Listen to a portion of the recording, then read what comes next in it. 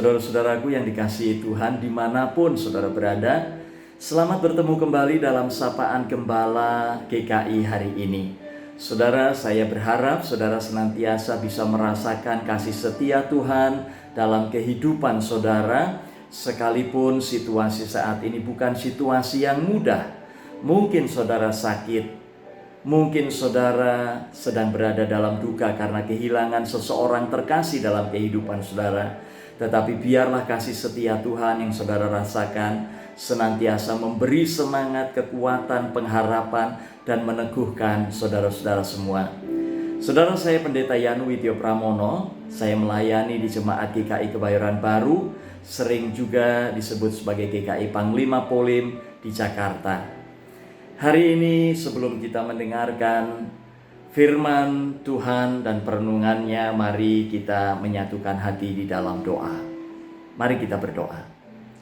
Tuhan, kami bersyukur Engkau senantiasa mengasihi kami dengan kasih setiamu yang tidak pernah berkesudahan. Kami bersyukur kalau hari ini Engkau pertemukan kami dalam ruang Sapaan Gembala GKI. Kami ingin mendengarkan sapa sabdamu. Kami memohon Engkau menolong kami agar kami dimampukan menangkap pesan firman itu, lalu juga dimampukan memberlakukannya dalam hidup kami. Dalam nama Tuhan Yesus kami berdoa. Amin. Saudara-saudaraku, siapapun kita tidak pernah tidak berbuat kesalahan terhadap orang lain.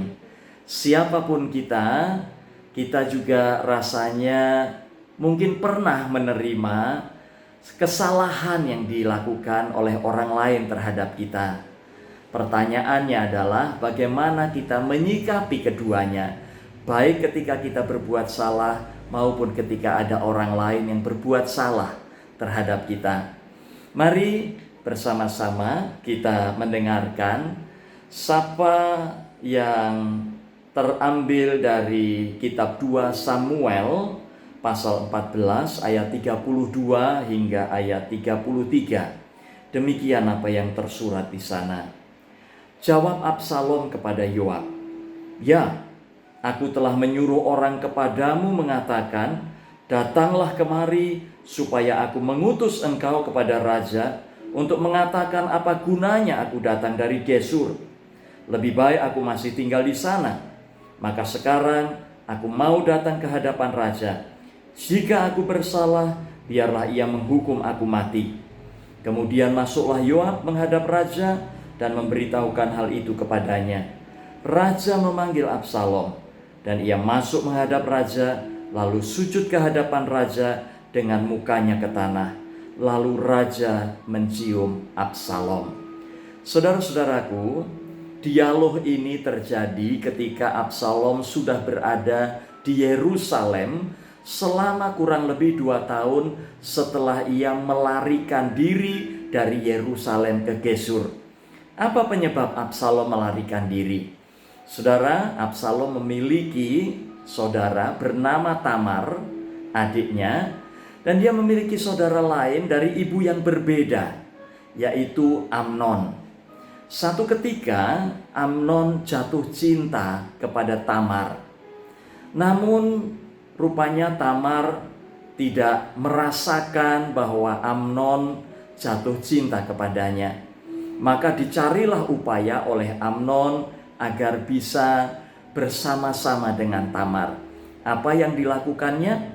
Yang dilakukannya adalah ia pura-pura sakit, lalu meminta Tamar untuk melayani dia, yaitu melayankan makanannya, kue-kue. Lalu satu saat ketika Tamar berada di dalam kamar Amnon meminta agar Tamar melayani dia, artinya mematahkan kue lalu menyuapkannya kepada Amnon. Lalu terjadilah di kamar itu pemerkosaan oleh Amnon terhadap Tamar. Saudara, mendengar hal itu, maka Absalom marah besar sebagai kakak Tamar. Lalu Absalom mencari cara bagaimana dia bisa membunuh Amnon. Maka Dicarilah cara itu, dan sungguh kemudian Amnon dibunuh oleh Absalom. Saudara melihat peristiwa ini, Absalom rupanya takut. Lalu dia melarikan diri ke Gesur. Dia melarikan diri ke kakeknya, ayah dari ibunya. Dan di sana dia tinggal selama 3 tahun. Saudara-saudaraku, pada saat Daud sebagai ayah mendengar berita bahwa Amnon telah mati dan dibunuh oleh Absalom, maka Daud marah besar. Dan di dalam kemarahan itu dia ingin untuk melampiaskan amarahnya. Tetapi Absalom sudah melarikan diri ke Gesur. Saudara-saudaraku, pada tahun yang ketiga, maka kemudian diutuslah seseorang atas permintaan Yoab untuk menjemput Absalom dari Gesur kembali ke Yerusalem. Ketika sampai di Yerusalem, Daud tidak mau menerima kedatangan Absalom. Absalom diminta untuk tinggal di rumahnya sendiri. Dan Absalom tidak pernah bertemu dengan Daud ayahnya selama 2 tahun itu.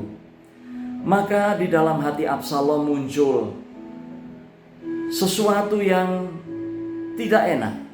Dia ingin mempertanggungjawabkan apa yang telah dilakukannya itu kepada Daud, ayahnya. Itulah sebabnya ia kemudian mengutus Yoab untuk datang kepada Daud, mengatakan, "Apa gunanya aku datang dari Gesur? Lebih baik aku masih tinggal di sana. Maka sekarang aku mau datang ke hadapan raja. Jika aku bersalah, biarlah ia menghukum aku mati." Saudara, ungkapan Absalom kepada Yoab ini menunjukkan bahwa Absalom telah siap menerima konsekuensi apapun dari kesalahan yang pernah dilakukannya. Dia mau bertanggung jawab untuk apa yang telah dilakukannya. Ada begitu banyak orang, saudara-saudara, di dalam kehidupan ini yang ketika melakukan kesalahan cenderung melarikan diri, seperti Absalom ketika dia berbuat kesalahan. Tetapi banyak orang itu tidak kemudian menyadari kesalahannya dan lalu berani mempertanggungjawabkan perbuatannya. Kita melihat contoh yang baik dari Absalom, bahwa ketika dia berbuat kesalahan, pada akhirnya dia sadar untuk mau menanggung konsekuensi dan bertanggung jawab atas kesalahannya. Dan itu terungkap, "Jika aku bersalah, biarlah ia menghukum aku mati." Saudara-saudara, Yoab yang menerima mandat dari Absalom datang kepada Daud. Kemudian masuklah Yoab menghadap raja dan memberitahukan hal itu kepada raja. Raja memanggil Absalom dan ia masuk menghadap raja, lalu sujud ke hadapan raja dengan mukanya ke tanah. Lalu raja mencium Absalom. Saudara-saudara, di satu sisi kita melihat bagaimana Absalom dengan berani ingin mempertanggungjawabkan kesalahan yang telah diperbuatnya. Namun di sisi lain kita juga melihat bagaimana Daud dengan hatinya yang lapang, bukan menghukum Absalom, melainkan mencium Absalom, memeluknya dengan penuh kasih, mengampuni kesalahan-kesalahan yang dibuat Absalom. Saudara-saudaraku, betapa indahnya jika di dalam kehidupan ini setiap orang yang bersalah mau mempertanggungjawabkan kesalahannya dengan konsekuensi apapun yang dia terima. Tetapi di satu sisi, betapa indahnya juga ketika ada orang lain yang berbuat kesalahan, lalu kita yang pernah merasakan bagaimana kesalahan itu diperbuat kepada kita, memiliki kelapangan untuk kemudian mengampuni orang itu. Antara tanggung jawab dan pengampunan berjalan bersama-sama di dalam kehidupan ini.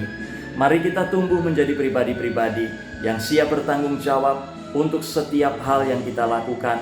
Tetapi juga mari kita tumbuh menjadi pribadi-pribadi yang siap memberikan pengampunan kepada siapa saja atas kesalahan apa saja yang dia perbuat.